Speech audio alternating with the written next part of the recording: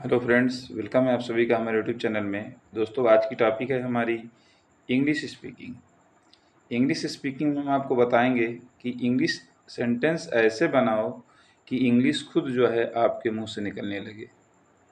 तो दोस्तों, आज की वीडियो बहुत ही इंपॉर्टेंट होने वाली है आप सभी लोगों के लिए। अगर आप चैनल पर पहली बार विजिट किए हैं और आपको अगर ये वीडियो अच्छी लग जाए, वीडियो को लाइक, चैनल को सब्सक्राइब और कमेंट ज़रूर दें, ताकि हम आपके लिए ऐसे सेंटेंस या लेकर ज़रूर आते रहें अंग्रेजी के, जिससे कि आपको इंग्लिश स्पीकिंग भी आने लगे और रूल के साथ, ताकि रूल आपको जब याद रहेगा तो आप कोई भी सेंटेंस आसानी से बना सकते हैं। तो चलिए दोस्तों, बिना किसी देरी के अपनी इस टॉपिक को हम शुरू करते हैं। जो हमारी टॉपिक है यही है कि सेंटेंस ऐसे बनाओ कि अंग्रेजी खुद मुंह से निकलने लगे। ठीक, तो जो पहला हमारा सेंटेंस मैं आपको दिया हूँ कि जैसे कि वह दौड़ने लगता है, वर्षा होने लगी, मैं अंग्रेज़ी बोलने लगा होना चाहिए, यहाँ पर लगे लिख दिया गया है। ठीक है, तो ये लगा होगा। ठीक, यहाँ पर ये मात्रा नहीं रहेगी, लगा। ठीक, और उसके बाद तुम अपना पाठ याद करने लगे, वे हंसने लगते हैं। तो देखिए यहाँ पर आप एक चीज़ देख रहे होंगे, एक चीज़ कॉमन दिख रही है।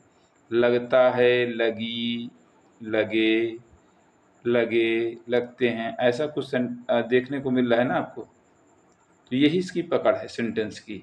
तो मैंने इसीलिए लिख दिया है कि सेंटेंस ऐसे बनाओ कि डॉट डॉट की अंग्रेजी आपके मुंह से खुद निकले।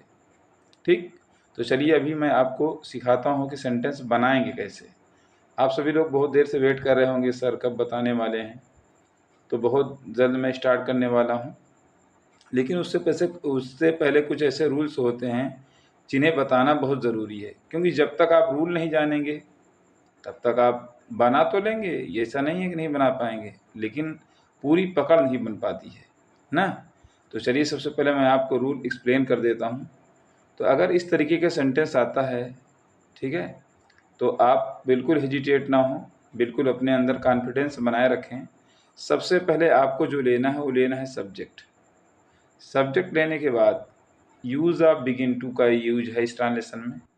बिगिन में ये देखें कि अगर ता है आ रहा है तो अगर सिंगुलर है बिगिन में एस लगा दें।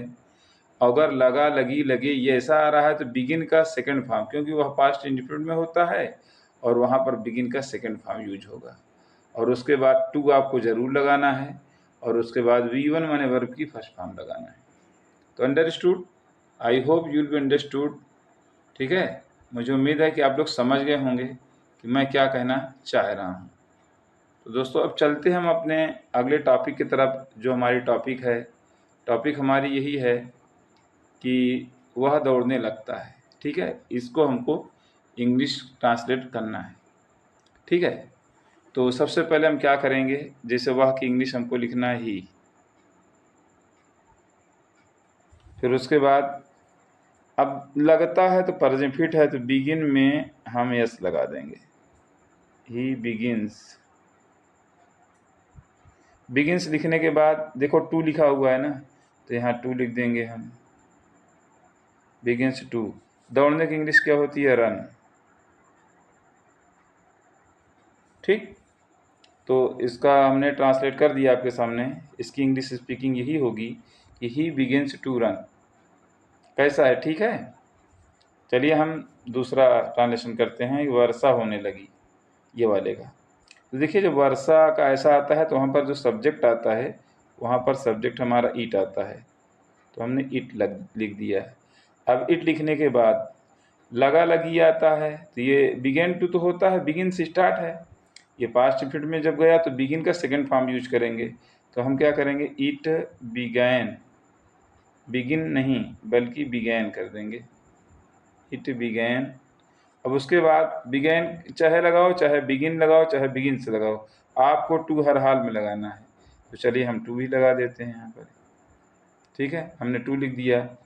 तो इट बिगैन टू, अब वर्षा की इंग्लिश क्या होती है, रेन, RAIN।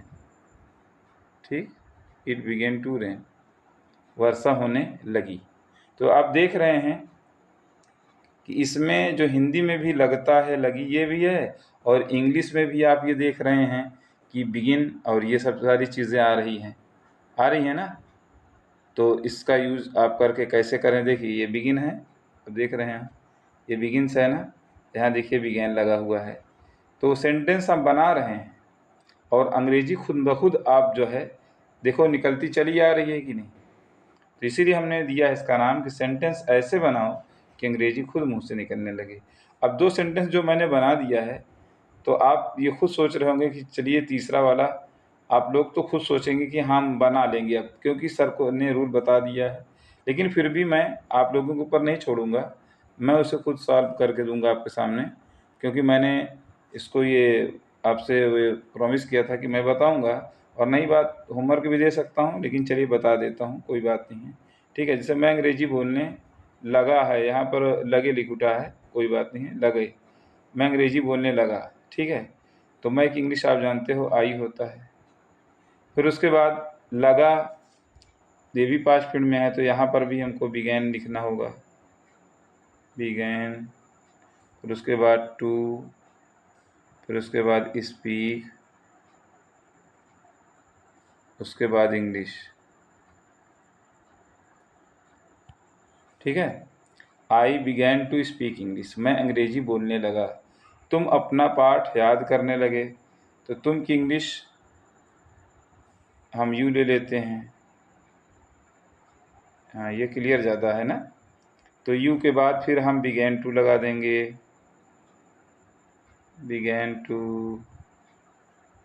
उसके बाद याद करने का लर्न हो जाएगा, अपना पाठ की अंग्रेजी योर, फिर उसके बाद लेसन हो जाएगा। ठीक, यहाँ पे ओ रहेगा, थोड़ा सा हो गया। वे हंसने लगते हैं, तो वे की इंग्लिश दे हो जाएगी। ठीक, और उसके बाद लगते हैं, तो बिगिन आप कर दें, बिगिन। फिर उसके बाद टू लगा दें, हंसने की अंग्रेजी लाफ, LAUGH, लाफ। ठीक है, इस तरह से जो है हम इसका ट्रांसलेट आसानी से कर लेंगे। नीचे वाला आपको थोड़ा कम समझ में आ रहा होगा, इसको आप समझ लेंगे, हम बता दे रहे हैं। थोड़ा सा यहाँ पे कर्जन नहीं काम कर रहा है। तो they begin to laugh, LAUGH होगा, अच्छा यहाँ पर। और लेसन जो लिखा है LESS हो जाए। तो दोस्तों ये रही आज की हमारी वीडियो, जिसमें हमने आपको बताया कि सेंटेंस ऐसे बनाओ कि अंग्रेजी खुद ब खुद निकलने लगे। यदि आप ऐसे प्रैक्टिस करेंगे तो आपकी इंग्लिश स्पीकिंग भी, आपका ट्रांसलेट भी विथ रूल कंप्लीट हो जाएगा। तो दोस्तों अगर वीडियो अच्छी लग गई हो, अगर अभी तक भी आपने नहीं किया है चैनल को सब्सक्राइब, तो ज़रूर करें। और वीडियो को लाइक और अपने दोस्तों में शेयर ज़रूर करें, ताकि आपके साथ साथ और लोगों को भी इसकी जानकारी हो सके। ठीक है, थैंक यू सो मच। मिलते हैं दोस्तों नेक्स्ट वीडियो में। Okay bye.